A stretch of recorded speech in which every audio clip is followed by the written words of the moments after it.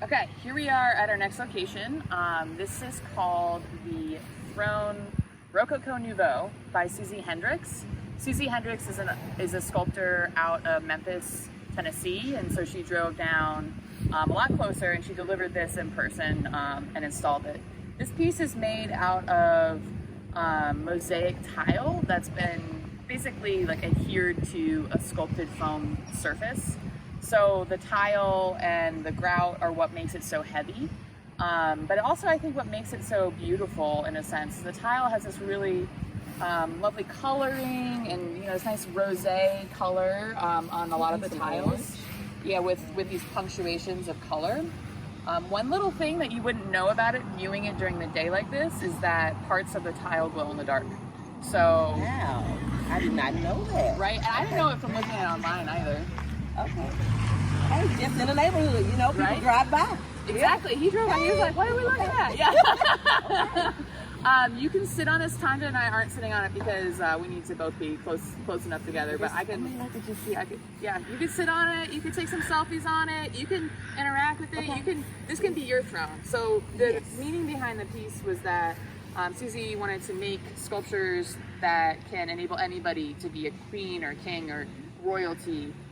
We really love that, and we're standing next to the Prosperity Center in Midtown, and so we love the kind of tie back and forth. And I was really grateful to you and Christy for suggesting this spot because I thought it ended up perfectly with the trees.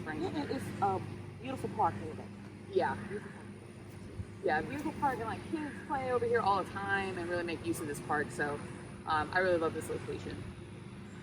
Tanya, do you want to talk a little bit about maybe what drew you to this piece? Well, I like this piece because I saw kids and maybe their families coming and sitting together, taking pictures, and it was big enough to fit more than one person. A lot of times when you see chairs, it's only one person that can fit in the chair, but you can have your baby on your lap and you can sit. You can have your family. You can have your family, sitting here. And I like the different colors, but I also like the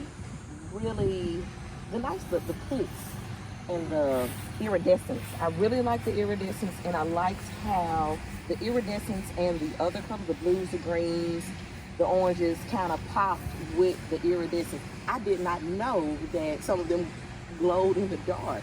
I did not know that. So what that means is I need to drive by at night so I can see that. So yes, I've never seen it glow in the dark, but I do know it happens, and I don't know what time would be the prime time, but especially with in the summer the night comes so late, so I'm excited to see that as well. And one thing, when we think about Rococo, it's an art movement, so Suzy's referencing that in her title, and that might be part of the reason for these decorative elements. So tell us about the Rococo movement. Oh no, I'm getting put on the spot. What would my art history teacher say? Yes, I want to know. Okay, this is what I think the Rococo movement is. It was in the 1800s. Okay. And this is me digging back because normally we use the internet before we say these certain statements, right? Okay. But it was known for decorative, elaborate craftsmanship, and then also, Rococo paintings were very frothy and effervescent and just very light. It was almost that makes sense with this. When you research the Rococo movement, you research the artist and kind of make the connection between the artist and the movement to see why it was important to her as well. Yeah, I agree. Yeah, I totally agree. So, I agree. One of the things that's exciting about contemporary artwork is that it can be referencing all of these different movements from the past, these different cultures from the past, if you're willing to do a little bit more digging. I would say the internet is wonderful. Yeah. When you're put on the spot, you don't have the internet. Hopefully I'm right. I don't know. But I love this piece. I think it was really engaging even just once it was even first sat in. I sat in it right after it was installed. Yeah. So, any other thoughts, Sasha? That's all. The back is really cool. Yeah. So if you come, don't just sit on the front. Make sure you go around and look at the back. The back is really cool. I'll just give you a tip. She has some jewels in the sculpture in the back. She does. And they really make that pop.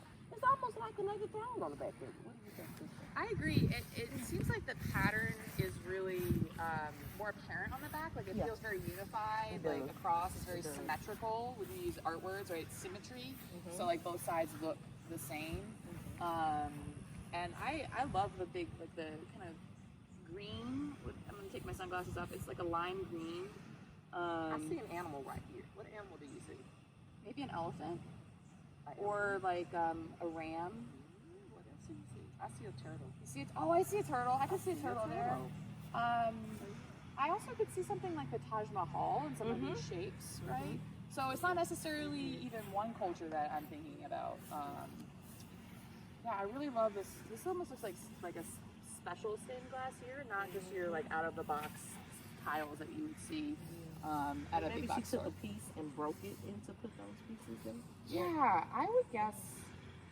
I'm not exactly sure how she broke the different glass pieces that are in here. Like this looks like pre-made tile to me, right? But when you get to stuff like this looks like this was cut by the artist specifically for this design. So part of the mosaic process is gathering a lot of tile, and then part of it is like manipulating the tile to express the patterns that you want to see. And I mean, I do like this one. I like this one too. And I mean, I could get more into mosaics, but again, I don't want to be quoted on this.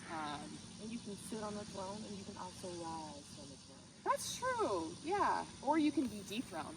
Oh, you can. Yeah, we're open for some dethroning later. Yes, in the year.